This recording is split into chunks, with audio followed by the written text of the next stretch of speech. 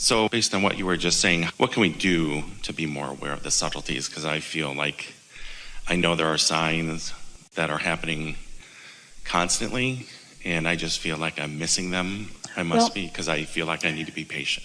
It's about tuning. You can be as patient as you have time to be, but if you've got your tuner set on the wrong station, you're not going to hear what's being broadcast on the station that you want to hear from. And so it's not about patience, it's about tuning. The thing about resistance is, you see, beliefs are active vibrations within you. So as you witness something, and there's an active vibration within you as you watch it. As you talk about it later, there's an active vibration. As you remember it from the past or imagine it in the future, there's an active vibration. And so an active vibration about something that you don't want will hinder the signal about something that you do want. So that's just not good tuning. So the obvious thing is just shut that channel down. In other words, just stop. You got to deactivate those things that are in the way. But the thing that makes that a little tricky is that while you're thinking about what you're not going to think about, you're thinking about it. So when you say, I'm not going to think about that anymore, you're thinking about that right now. And every time you say, I'm not going to think about it, you think about it more until it becomes a stronger and stronger and stronger hindrance to what you do want.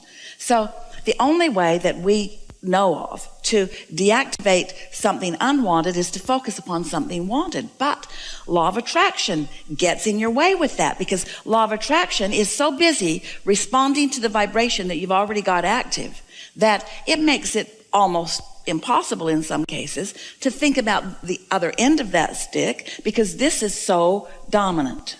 So you can't not think about it, because law of attraction just keeps dishing up more, showing you more in your now, both of wanted and unwanted, by the way, showing you more in your now, helping you remember things from the past, gathering it from far and wide, anything that's active within you. Law of attraction saying, here's some more, here's some more, here's some more, here's some more.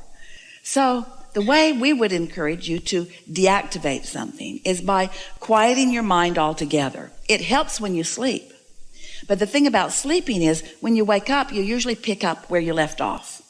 Even though the momentum subsided, the potential for that active belief is still really great. And so when you awaken, you could wake up and immediately focus on other things. And if you could do that, you could, in time, dominate your vibration with more wanted things. That's doable. It's a little difficult. The easiest way is to quiet your mind altogether.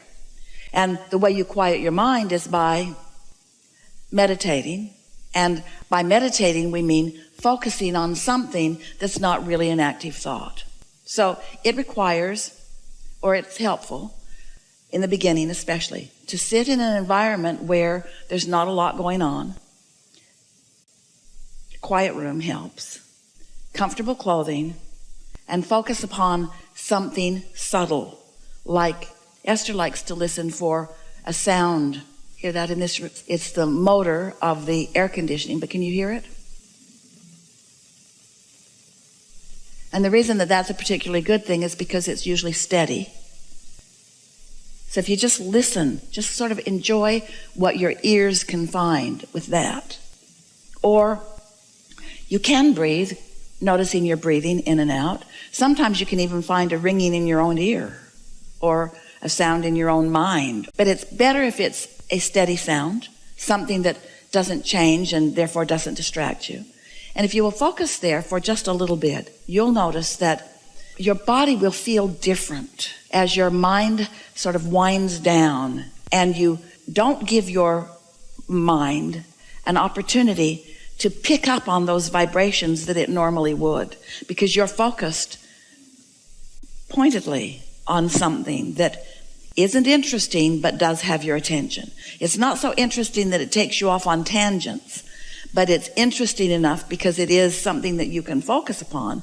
It is a thing. In other words, it's a manifestation. It's a sound that is manifesting, but it just doesn't amount to that much. As you focus upon that, you'll quiet your mind. And as you quiet your mind, a really interesting thing happens. Your tuner rises to the frequency of your inner being.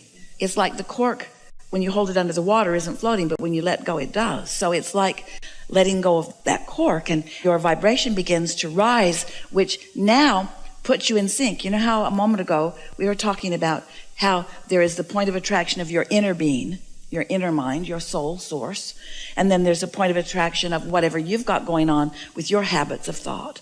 Well, when you quiet your own habits of thought, then your inner mind becomes dominant. So now you're right there with your inner being, and your inner being is wise enough not to begin introducing thoughts to you that are going to take you back over here. Your inner being will speak very generally to you at first, because there's no point in talking about that issue that you've got going on, because as soon as your inner being brings it up, you're going to go right back to that lower vibration because your habit of thought is so practiced there. So it will be more general. It will be more like a feeling of well-being. Sometimes you describe it as floating or euphoric or peaceful or satisfaction or contentment. It's just this subtle sense of well-being. Sometimes you'll have the sensation that you sort of want to move with some sort of rhythm that's coming from somewhere. It's just this place of quiet allowing of yourself to resonate and be bathed by and touched by and integrated with this high frequency of who you really are. And once you do that, 15 minutes on Sunday, and then on Monday, and then on Tuesday, and then on Wednesday, don't go longer than that. Don't ask your mind to be quiet. It doesn't want to be, so don't push it until you're unpleasant.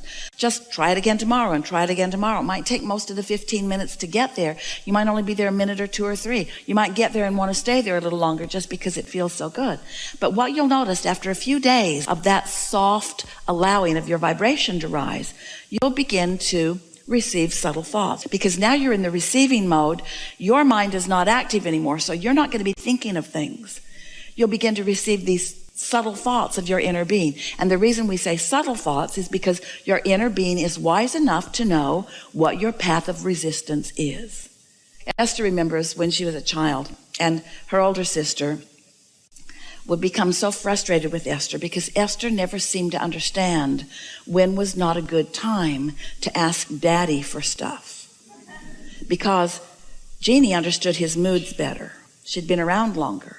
And Esther just kind of blundered in and asked for things at the wrong time.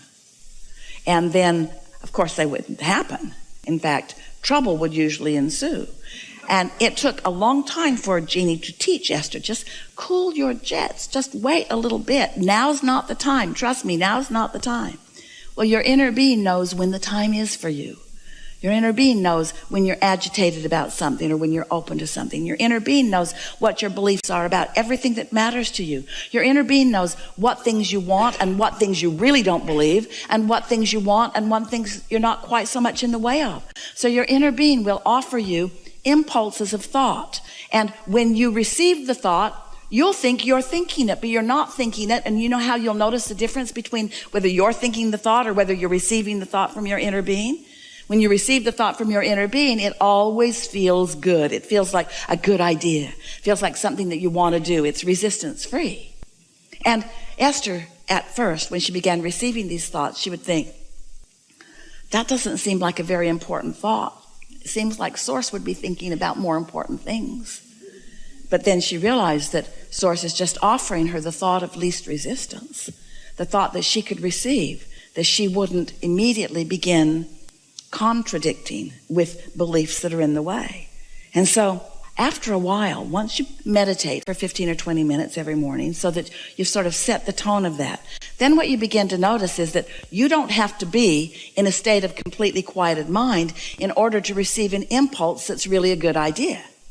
It's like when you drive, often, you don't realize it, but often when you drive, you are in a sort of meditative state because the road's sort of doing that to you, and the fact that you can't really be productive, leave your devices aside in any real way, and so your mind is sort of in that loose place of receiving.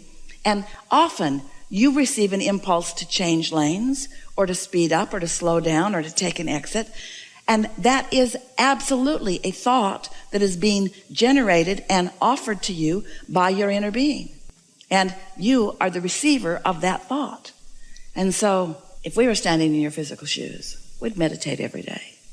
And we would orient ourselves to the subtleties of that inner mind, that inner being, until it's so not subtle that you're actually receiving movement, so not subtle that you're actually knowing unequivocally that that's the way you want to go.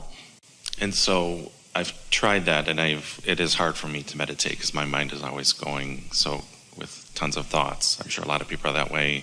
How do you stop yourself from, if you've done it for a week, you start that measurement phobia, like I've done this for a week and feel like I haven't felt it. Esther was talking to someone the other day who was saying something like that. And Esther said to this person the following words, which then that person really benefited by this because it made them realize that it is something that you're doing deliberately. Esther said, sometimes, depending on what's going on, I have to release a thought and then another thought and then another thought and then another thought. Sometimes your mind is just really active on things and you just have to start over again and start over again and start over again. What was that I was listening for? Oh yeah, there it is. And then all of a sudden your mind's wandering. What was that I was listening for? Oh yeah, there it is. And then all of a sudden your mind's wandering. Oh, what was that thing I was listening for? In other words, just stay after it because it doesn't have to happen much before you make the connection between you've quieted your mind and you did get a piece of that. So all that's in the 15 minutes, even if you feel like I'm restarting and restarting. And if you've been sitting there for 15 minutes, which is the amount of time that you've allowed, if you need to then leave and go somewhere and you realize that you haven't reached it, you may get more and more aggravated as you say, I'm not there yet, I'm not there yet, I'm not there yet. Don't do that to yourself. Just say, enough for today, and get up and go. But it is our promise to you that when you sit to focus upon some sound, your mind will quiet. Your mind will quiet, and your inner being will help you too. Your inner being's right there with you. Your inner being is helping you in this vibrational adjustment. You've just got to allow it. And so just be easy about it. Don't make it work. And don't keep telling the story that it's hard. Because if while you're in your not meditating state, you say, I can't meditate. I just can't meditate. It's hard for me to meditate. My mind won't quiet. Well, then it's going to be hard for you when you sit to do that because you've just activated a vibration that is working against you. So begin saying things such as, when you go to bed at night, do you toss and turn for hours? usually because my mind's going about stuff, yeah. So that's not a really good idea to use that. So I try to do a lot of appreciation. do you ever watch television? I've really cut back on all the news. Do you ever watch television? Netflix. Do you ever lose the plot in a movie? Wait a minute, who's that? Do you ever not hear what they said and want to rewind so that you can hear what? Are you ever distracted from something that you're focused upon? Well, it's not different from that. Are you ever across the dinner table from someone and you see their mouth moving and you realize you haven't been listening? You haven't been listening. You're smiling and nodding, but you haven't been listening. And so you certainly have the ability to focus in the same way that you can tune someone else out, you can tune your own mind out. You can. You just got to get good at it. You just got to care about it. And for most, it means you've got to know that there's a payoff for it. You've got to know that there's value in it. We want you to know that when you are able to quiet your mind, you have access to your inner mind. And when you have access to your inner mind, you have access to the pathways to everything that you want. The best ideas will come from this vibrational reality where your inner being knows every piece of everything that you've ever asked for. And what sequence and combination of them will please you the most right now. And the reason that there is a right now factor is because there is a resistance factor within you that your inner being understands. So your inner being knows how much to offer to you right now that is most likely to be received by you.